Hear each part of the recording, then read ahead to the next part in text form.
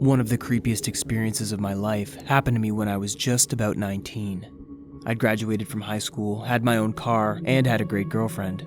My family wasn't bad, and our house was terrific. Generally speaking, it was the greatest period of my life, until one fateful day. Now, my parents aren't often at home. My mom is a nurse, and she works the night shift. My dad is almost always out of town, and my siblings are grown now. So most times I'm home alone, minding my own business and doing my thing. Now on this day, I had an evening party planned. My mom would be back in the morning, and I didn't want her to meet any partygoers around, so I decided to host an evening party. It would start around 6, end around 11, and everyone would be on their way home. I would clean up the house, would be done by 3, and would go to bed. My mom would come back 3 hours later and meet the house in perfect condition. As far as plans go, it was perfect. However, when the day came, there was a slight problem. My friend Mark was supposed to stay the night with me to help with the cleaning up, but he came down with an illness. Suddenly, it turned out that I would be the only one cleaning up. It wasn't the greatest of things, but it wasn't so terrible. I would only need to work harder. Easy peasy. Oh boy, was I wrong. The party started pretty sensibly and went ahead great. Everyone was happy, the music was great, and it had no fights. By 10, everyone was already heading up. I pulled off a great party and was rather pleased with myself. Unfortunately, that feeling didn't last very long. At 11, I made sure the house was empty and began cleaning up. And that's when the first tragedy in a series of tragedies happened. The light cut off. I went out and discovered that my entire street was in darkness.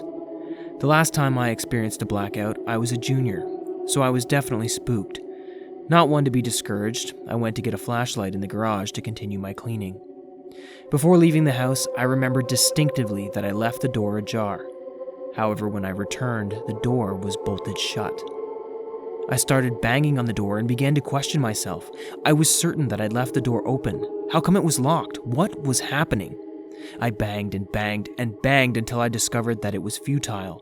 But I wasn't about to sleep outside in the cold because my house miraculously decided to lock me out, so I did the sensible thing. I decided to climb up to my room and enter the house through my window. Thankfully, my window remained open and I was able to enter. When I put my flashlight on, what I saw was remarkable to say the least.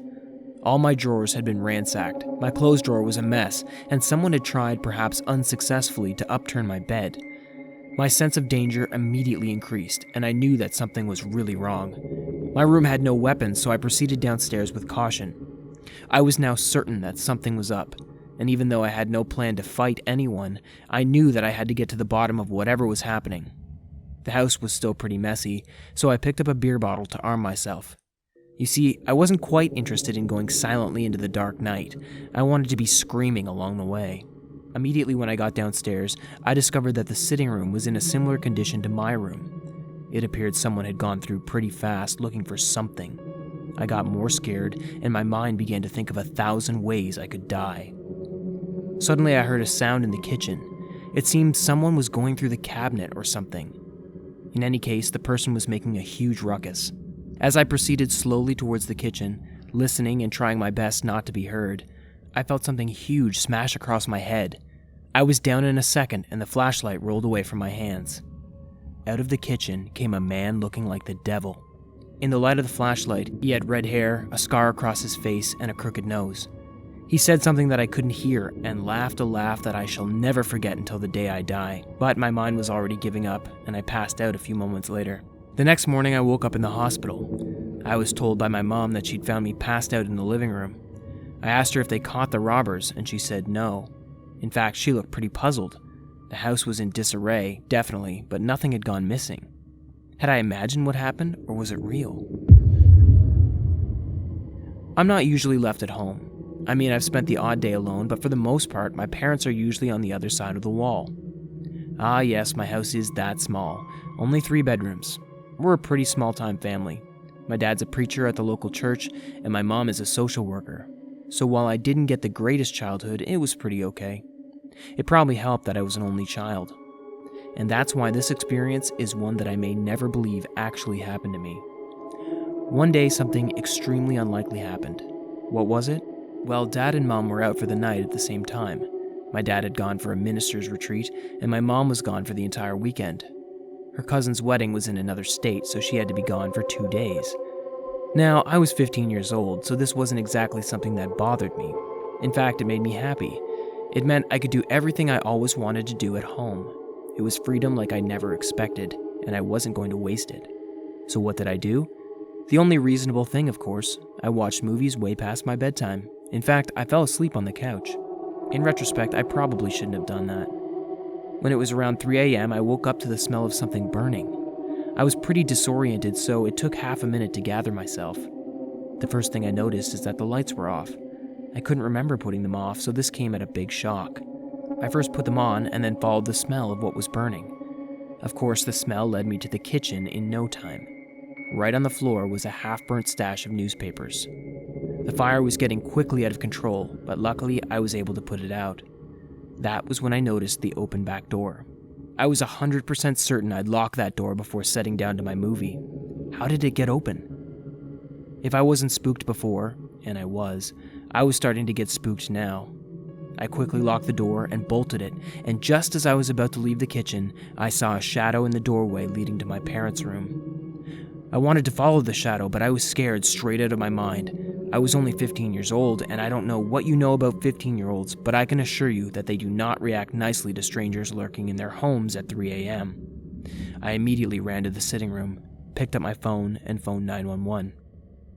I spoke in hushed tones because, as I said, my house is a pretty small affair, and the intruder could be listening to me.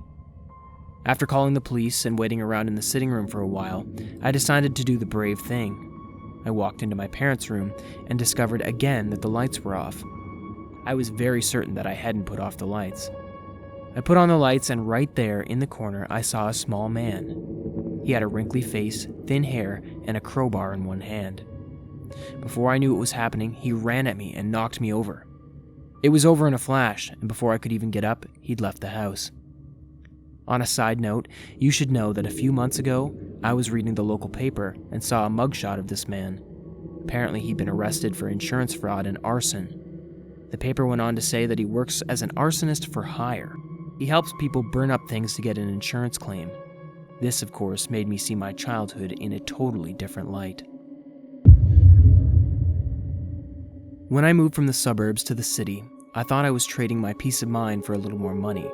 It wasn't a choice I was extremely comfortable with, but it was one I had to live with regardless. Mo money, mo problems, right? I got an apartment right in the center of town, and I can tell you this, New York City doesn't sleep. There are always sounds, someone is always drunk, and someone in the building is always cursing someone just across the road. So, generally speaking, it was a loud life for me, and I even started getting used to it. I got used to it so much that I could only sleep with the low hum of the city in my ears. That's probably one of the reasons why I couldn't sleep on this fateful night.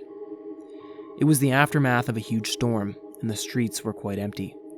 Everywhere was wet, winter was just starting, and it was one of those periods where you could hear yourself think. At about 12 a.m., I wore something warm and stepped onto my balcony. That's when I saw her. Or him, I still don't know what I saw until this day. In any case, I saw the person across the street. They had a feminine face that looked stunning even from across the street. They had a white but dirty coat on and were really tall. However, when the voice boomed the words, "Are you ready, kid?" across to me, it sounded like a man.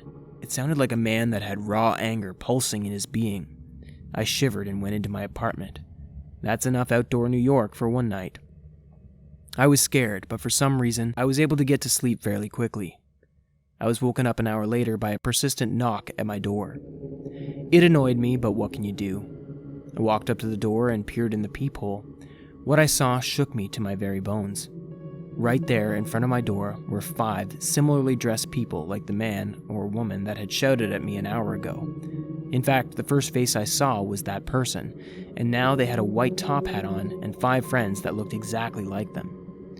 The knocking continued, and I decided that I wasn't about to let terrible things happen to me in my own house. I went to my balcony and decided to make my way down.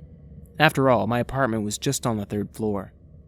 Just as I was trying to make the descent down, I spied the man who'd been outside my door across the street. He was smiling a devilish smile and screamed, "You're ready, kid!" As soon as his booming voice reached my ears, I slipped and fell right to the ground. I woke up in a hospital. I'd been knocked unconscious and I'd broken 2 fingers in my left hand. I'd been brought to the hospital by a good Samaritan, the doctors told me. When I spoke to the police, they told me that none of my neighbors said they'd seen anything. I asked them about the person in the white coat, and they looked at me like I was crazy. Well, I didn't stay in that apartment for long. I moved away after that incident.